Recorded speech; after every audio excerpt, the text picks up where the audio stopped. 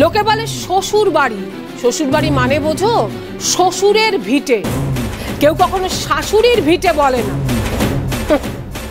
যেতে হলে তোমার শ্বশুরের অনুমতি নিয়ে যেতে হবে, না হলে এ বাড়ির সব থেকে বড় আমি, আমার অনুমতি নিয়ে যাবে। তোমার শাশুড়ি ব্যবসাপত্র চালাচ্ছে বলে হট্টাকট্টা বিধাতা হয়ে গেছে নাকি? সেও এ বাড়ির বউ, ব্যাস ওইটুকুই। শ্বশুর মশাইয়ের থেকে অনুমতি নেব? কাল যখন পিসি ঠাম্মি মাকে অপমান করছিলেন তখন তো শ্বশুর মশাই পিসি ঠাম্মির কথায় দিব্যি সায় দিচ্ছিলেন। মায়ের হয়তো একটাও কথা বলেননি। এমন শ্বশুরের থেকে ছাই অনুমতি নেব। কি ব্যাপার কি সন্ধ্যা, এরকম বাকি হারা হয়ে গেলে কেন? না, আমি ভাবছিলাম একটা কথা বলুন, এটা আমার মানে এই বাড়িটা আমার শ্বশুর বাড়ি বলে আমাকে শ্বশুরমশাই থেকে অনুমতি নিতে হবে? আলবাত। বেশ, তবে এখন থেকে এটা আমার শাশুড়ি বাড়ি। আর আমার শাশুড়ি তো আমাকে অনুমতি দিয়ে দিয়েছেন। এবার তবে আমি আসি, যাই কেমন? হ্যাঁ, আসছি। ঈশ্বর, ঈশ্বর কোথায় গেলি? ঘুম থেকে জেগে ওঠ, দেখ তোর বৌমা কি যথেচ্ছাচার করছে। হ্যাঁ গো হ্যাঁ বদ্দা, তোমার বাড়ির নতুন বউ তোমার অনুমতি না নিয়ে সাত সকালে চাষ করতে চলে যাচ্ছে, আবার বলছে নাকি তার শ্বশুর বাড়ি না শাশুড়ির বাড়ি। মা, ও মা, মা তুমি কোথায়? মা যাও রে, মেজো মা, আরে কে কোথায় আছো দেখো না, আমাকে চাষ করতে যেতে দিচ্ছে না। ও বদ্দাদা, দেখে যাও দেখে যাও, এ মেয়ে কি বলছে এসে শুনে যাও। যাও রে, আরে কে কোথায় গেলে মাকে ডাকো, কি গো শুনতে পাচ্ছ? গলাবাজি হচ্ছে, আমাদের সাথে গলাবাজি হচ্ছে। কি হয়েছে কি? দেখ দেখ দেখ, তোর ছেলের বউয়ের কাণ্ডটা একবার দেখ। এ তো ভেলা আপদ হলো দেখছি। এ ছেলের বিয়ে দিয়ে ভেলা বিপদে পড়েছি, শান্তিতে একটু ঘুমোতে পর্যন্ত দিচ্ছে না। সকাল সকাল বাড়ি মাথায় উঠছে কেন? মা কোথায় গো জানা দিদি, এখনো উঠলেন না কেন? আমাদের দেরি হয়ে যাচ্ছে। কি জানি, কোথাও তো দেখলাম না। মা, ও মা, হ্যাঁ বেটা, না না না না করো না তো, তোমার কোনো মেয়ে এসে না আজকে তোমাকে খেতে পাঠাতে পারবে না। একদম তাই। ঈশ্বর, তুই বাড়ির কর্তা, তুই ঠিক কর তোর ছেলের বউ রোজ পুরুষ মানুষের মতো কাদা মেখে চাষ করবে কিনা। তুই কি এটা চাস? প্রশ্নই ওঠে না।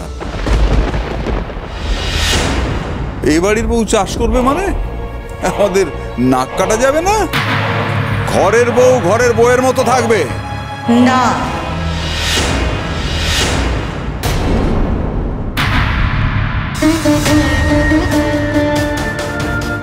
ঘরের বউ শুধু ঘরেই বসে থাকবে না প্রধান মশাই, ঘরের বউ বাইরে গিয়ে কাজও করবে আর স্বাধীনভাবে খেটে রোজগারও করবে।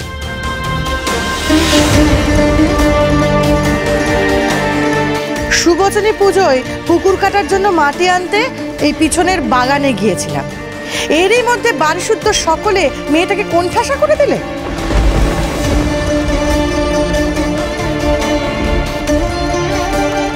কই অন্য কোনো দিন তো এত সাত সকালে কাউকে উঠতে দেখি না। হ্যাঁ, আর বৌমা যাও, দাঁড়িয়ে থেকো না, খেতে যাবে তো, এগো। আর শোনো, আজ কিন্তু তাড়াতাড়ি ফিরবে, আজ সুবচনী পুজো, তোমাকে নীলকে উপোস করে এই পুজোয় বসতে হবে। তারপর কত খাটাখাটনি আছে, আরো কত কি, হাঁস পুকুর বাসে অনেক ব্যাপার। শোনো, আর দাঁড়িয়ে থেকো না, যাও এগো। না, সন্ধ্যা কোথাও যাবে না। বড় পিসি যখন ওকে যেতে বারণ করেছে তখন ও কোথাও যাবে না। আর বড় পিসি এবাড়ির সবচেয়ে বয়স্ক মানুষ, আমাদের গুরুজন, তার কথা সন্ধ্যাকে শুনতেই হবে।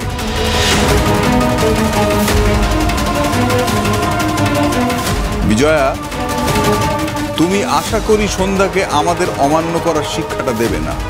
বেশ, আমি বৌমাকে কিছুই শেখাচ্ছি না। বৌমা যা ভালো বুঝবে তাই করবে, এই ব্যাপারে ও স্বাধীন।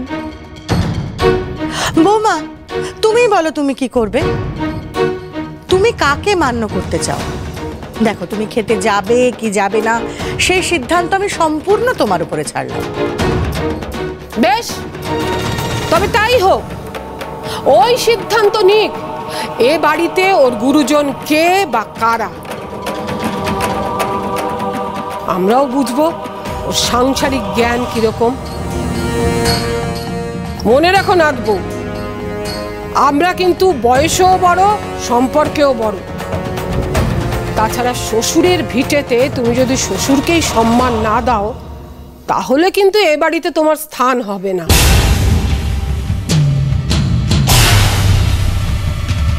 শ্বশুর বাড়ি তো নয়, আছলা বাঁশ। গুরুজনের কথা মানতে হলে পিসি ঠাম্মির কথাই মানতে হয়, কিন্তু তা মানতে গেলে তো আমার চাষ করা হবে না, তাই মায়ের কথাই মানব। কিন্তু এখন কি করি, সব দিক রাখি কি করে? কি হলো সন্ধ্যা, চুপ করে আছো কেন? কিছু বলো।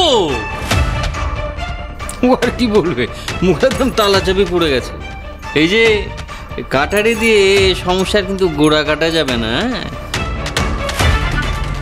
বড় বেশি যা বলছে সেটা ভালো ভালো শুনে না, সেটাই ভালো। সব সময় তো আমায় তুমি পাশে পাবে না, সংসারের এই লড়াইটা তোমাকে নিজেকেই লড়তে হবে। দাঁড়ান দাঁড়ান দাঁড়ান, আমাকে আগে একটু ভাবতে দিন, তারপর না বলতে পারবো।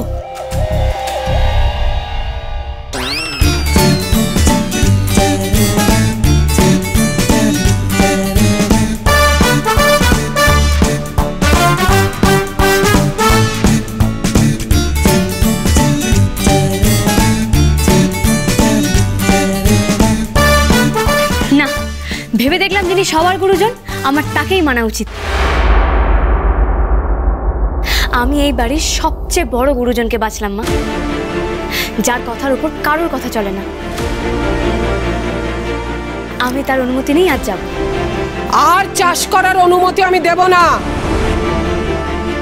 আবার বড় বেশি অনুমতি কথা আসছে কোত্থেকে? সন্ধ্যা নিজেই তো যাবে না, অনুমতি নেবে কেন? সন্ধ্যা, তোমার মাথা থেকে যে ওই খেতে গিয়ে চাষ করার ভূতটা গেছে, এতে আমি অত্যন্ত খুশি, তৃপ্ত। আর সব থেকে বড় কথা, তুমি যে বড় পিসিকে বেছে নিয়েছো, এটা একটা ঠিক কাজ করেছো। বাড়ির সবচেয়ে বড় গুরুজন হলেন বাবা পঞ্চানন।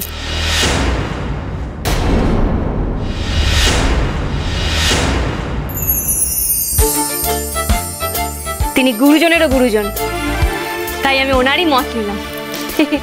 বাবা পঞ্চানন হলেন চাষের দেবতা, চাষিদের ভগবান উনি। চাষের কাজে তো উনি মত দেবেনই দেবেন। কি বাবা, তাই তো? আপনার চেয়ে বড় গুরুজন আমাকে চাষের কাজে মত দিয়েছেন পিসি ঠাম্মি।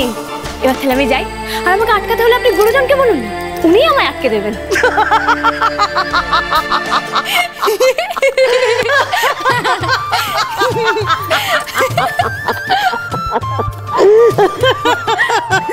সত্যি বৌমা, তুমি লাজবাব। ওই সেদিন বিয়ের রাতে, মানে বাসর ঘরে যেরকম ভাবে তুমি মন খুলে নাচছিলে না, আজও আমার ইচ্ছে করছে আমি ওই রকম ভাবে নাচি। কি যেন ছিল রে ওটা, ভাষণ ড্যান্স।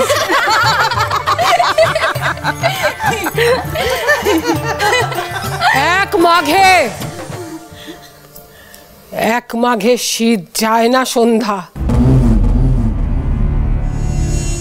ক্ষণপ্রভা ভট্টাচার্য হারতে শেখেনি, বরং হার মানিয়ে ছাড়ে। কথাটা মনে রেখো।